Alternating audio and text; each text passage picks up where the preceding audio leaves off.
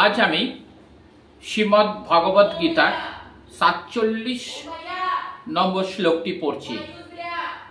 কর্মণ্যেবাধিকারস্তে মা ফলেষু কদাচন মা কর্মফল হেতুর্ভূর্মাতে সঙ্গস্তমর্নি। কথার অর্থ হচ্ছে স্বধর্ম বিহিত কর্মে তোমার অধিকার নেই, কিন্তু কোনো কর্মফলে তোমার অধিকার নেই। কখনো নিজেকে কর্মফলের হেতু বলে মনে করো না এবং কখনো স্বধর্ম আচরণ না করায় আর প্রতি আসক্ত হইও না। এখানে আমাদের তিনটে জিনিস সম্বন্ধে বিবেচনা করতে হবে: কর্তব্য কর্ম, খেয়াল খুশি মতো কর্ম এবং নৈষ্কর্ম। কর্তব্য কর্ম হচ্ছে প্রকৃতির তিনটি গুণের দ্বারা বদ্ধ অবস্থায় জাগতিক কর্ম। খেয়াল খুশির মতো কর্ম হচ্ছে শাস্ত্র অথবা গুরুদেবের অনুমোদন ব্যতীত কর্ম, এবং কর্তব্য কর্ম সম্পাদন না করাকে বলা হয় নৈষ্কর্ম। ভগবান অর্জুনকে নিষ্কর্মা না হতে উপদেশ দিয়েছিলেন স্বয়ং শ্রীকৃষ্ণ। তিনি কি বলেছিলেন? তিনি বলেছিলেন কর্মফলের প্রতি আসক্ত না হয়ে তার কর্তব্য কর্ম করে যেতে, অর্থাৎ কি ফল পাবে সেটা আশা না করে তোমাকে কিন্তু তোমার কর্তব্যটা কিন্তু করে যেতে হবে। কারণ মানুষ যখন তার কর্মফলের প্রত্যাশা করে তখন সে কার্যকারণে জড়িত হয়ে জড়বন্ধনে আবদ্ধ হয়ে পড়ে। এভাবেই সে কর্মের ফলস্বরূপ সুখ অথবা দুঃখ ভোগ করে। অর্থাৎ তুমি যে কর্মের ফল পাবে সেটা সুখ হতে পারে, সেটা দুঃখ হতে পারে। কর্তব্য কর্মকে আবার তিনটি ভাগে ভাগ করা যায়: একটা বিধিবদ্ধ কর্ম, সংকটকালীন কর্ম এবং আকাঙ্ক্ষিত কর্ম। কোনো রকম ফলের প্রত্যাশা না করে শাস্ত্র এর অনুশাসন অনুসারে বিধিবদ্ধ কর্তব্য কর্ম হচ্ছে সত্যগুণের কর্ম। ফলে প্রত্যাশা না করে যে কর্ম করা হয় তা সত্য, রজ অথবা তম। যে গুণের প্রভাবেই করা হোক না কেন তা অশুভ। কারণ ফলের প্রত্যাশা করা মানে কর্মবন্ধনে আবদ্ধ হওয়া। তাহলে তুমি যদি কর্তব্য থেকে যদি তুমি তোমার বা কর্ম থেকে তুমি যদি তোমার কোনো ফল পেয়ে থাকো, তাহলে কিন্তু তুমি সেই কর্মেতে নিজেকে আবদ্ধ হয়ে পড়বে। সুতরাং শ্রীকৃষ্ণ শ্রীমদ্ভগবত গীতায় বলেছেন, অর্জুনকে বলেছে যে তুমি তোমার কর্ম করে যাও, তুমি তোমার কর্তব্য করে যাও, কিন্তু তুমি তোমার ফলের আশা করো না। কর্তব্য কর্ম সকলকেই করতে হয়, কিন্তু কোন রকম ফলের প্রত্যাশা না করে নিরাসক্ত ভাবে সেই কর্ম করতে হয়। আমি আগেই বলেছি ফলের আশা করো না, তুমি তোমার কর্তব্য তোমাকে করে যেতেই হবে। এই প্রকার ফলের আশাহীন কর্তব্য কর্ম নিঃসন্দেহে মুক্তির পথে তোমাকে পরিচালিত করবে। তাহলে তুমি যদি ফলের আশা না করো তাহলে কিন্তু তুমি অবশ্যই তুমি মুক্তির পথে চালিত করবে তোমাকে। ভগবান তাই অর্জুনকে উপদেশ দিয়েছিলেন ফলাফল না ভেবে নিরাসক্ত ভাবে যুদ্ধ করে তার কর্তব্য করে যেতে। তার যুদ্ধে যোগ না দেওয়া ছিল অন্য এক প্রকারের আসক্তি। এই প্রকার আসক্তি কাউকে মুক্তির পথে চালিত করে না। হ্যাবাচক বা না বাচক যে কোনো প্রকারই আসক্তি বন্ধনের কিন্তু কারণ হয়ে থাকে। কর্তব্য কর্ম থেকে নিষ্কর্মের মতো বিরত থাকা পাপ। তাই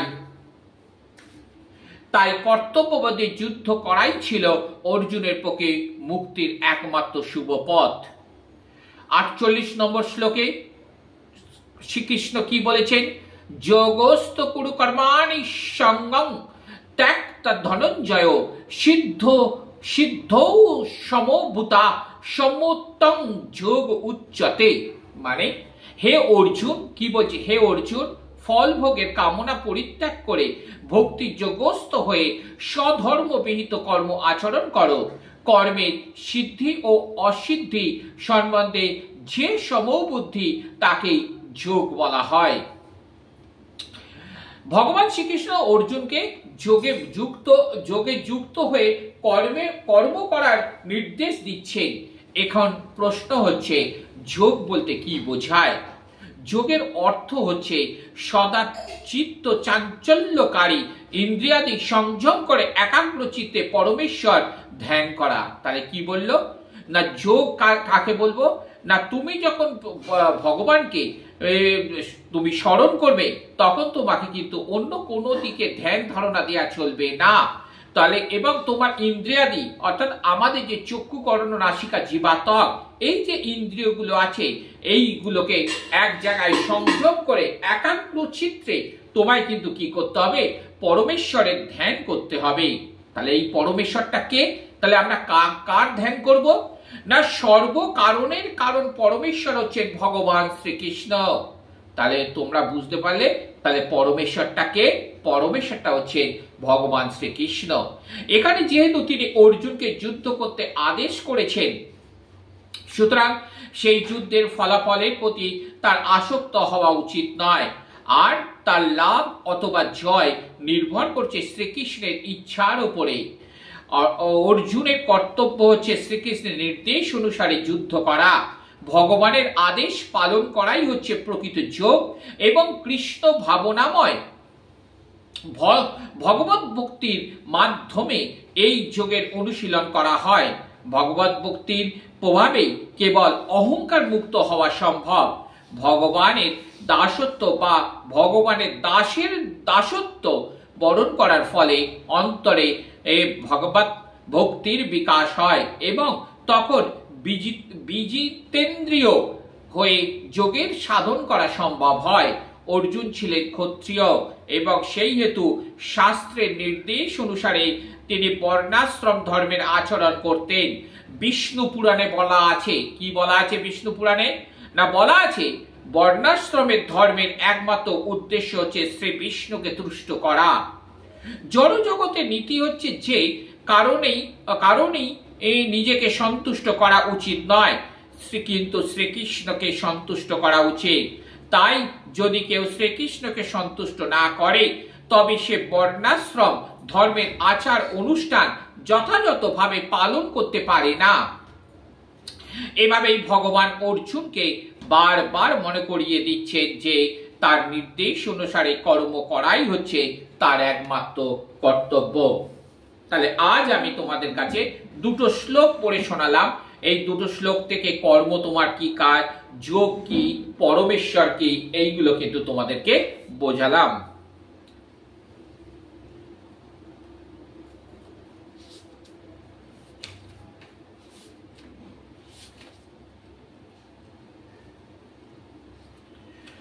ওং অজ্ঞানতিমিরঞ্জস্য জ্ঞানঞ্জনশলাকয়া চক্ষুষ্লিমিতং জ্ঞান তস্मै শ্রী গুরবে নমঃ। শ্রী চৈতন্য নমো মনোভীষ্টং স্থাপিতং যেন ভূতলে স্বয়ং রূপ কদমজ্জং দদাতি স্বপ্ন ও দান্তিকম। বন্দেহং শ্রী গুরু শ্রীযুত পদ্মকমলং শ্রী গুরু বৈষ্ণবাংশ্চ শ্রী গুরুপসাগ্র জাতং সহ গুরু রঘুনাথং স্থিতং তং সজীবং সাদ্বৈতং সাবধূতং পরিজন সহিতং শ্রীকৃষ্ণ চৈতন্য দেবং শ্রী রাধা কৃষ্ণ পাদতং সহ ললিতা বিশাখান্বিতংশ্চ। হে কৃষ্ণ করুণা সিন্ধু জগদীনবন্ধু জগৎপতে গোপেশ গোপিকা কান্ত রাধাকান্ত নমস্তুতে। শ্রীকৃষ্ণ চৈতন্য প্রভু নিত্যানন্দ শ্রী অদ্বৈত গদাধর শ্রীবাসাদি গৌর ভক্তবৃন্দ। হরে কৃষ্ণ কৃষ্ণ কৃষ্ণ হরে হরে, হরে রাম রাম রাম হরে হরে। হরে কৃষ্ণ কৃষ্ণ কৃষ্ণ হরে হরে, হরে রাম রাম রাম হরে হরে। মা সবাইকে সন্তুষ্ট রেখো, সবাইকে কোনো বিপদের হাত থেকে সব সময়